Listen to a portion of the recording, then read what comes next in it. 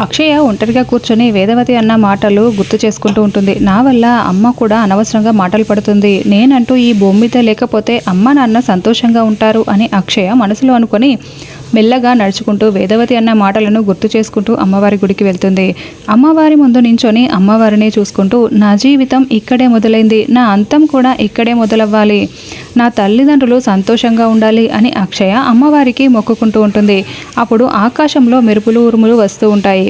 గుడిలో గంటలు కూడా గనగనాన్ని మోగుతూ ఉంటాయి. ఇక మరోవైపు అక్షయ కనిపించట్లేదని అవని అక్షయ కోసం వెతుకుతూ ఉంటుంది.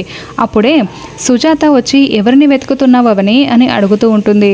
అక్షయ కనిపించట్లేదక్క అని అవని చెప్తూ ఉంటుంది. ఇక్కడే ఎక్కడో వెళ్ళుంటుందిలే అని సుజాత చెప్తూ ఉంటుంది. అక్షయ నాకు చెప్పకుండా ఎక్కడికి వెళ్ళదక్క, అసలే నిన్నటి నుండి చూస్తున్న ఎందుకో నీరసంగా డల్గా కనిపిస్తుంది అని అవని చెప్తూ ఉంటుంది. అక్షయ నిజంగానే ఏదైనా పిచ్చి పని చేస్తుందా అని సుజాత మనసులో అనుకొని అవని నీకు ఒక విషయం చెప్పాలి, నిన్న స్కూల్ దగ్గర అక్షయను అత్త నిహారిక శౌర్య బాధ పెట్టారంట, అందుకే స్కూల్ నుండి డల్గా వచ్చింది, ఈ విషయం నీకు చెప్పొద్దని అక్షయ మా దగ్గర మాట తీసుకుంది అవని అని అందుకే చెప్పలేదు అని సుజాత చెప్తూ ఉంటుంది. అక్క అనుమానమే లేదు, నా కూతురు అక్షయ బాధతో ఇంట్లో నుండి ఎక్కడికో వెళ్ళిపోయి ఉంటుంది, ఇప్పుడే నా కూతురిని అన్ని మాటలు అని అవమానించిన వాళ్ళ అంతు తేలుస్తాను అని అవని కోపంగా వేదవతి ఇంటికి బయలుదేరుతుంది.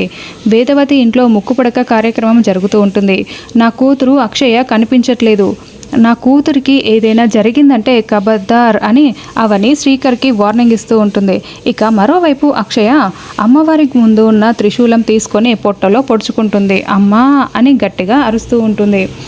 అమ్మవారి ముందే కుప్పకూలి పడిపోతుంది.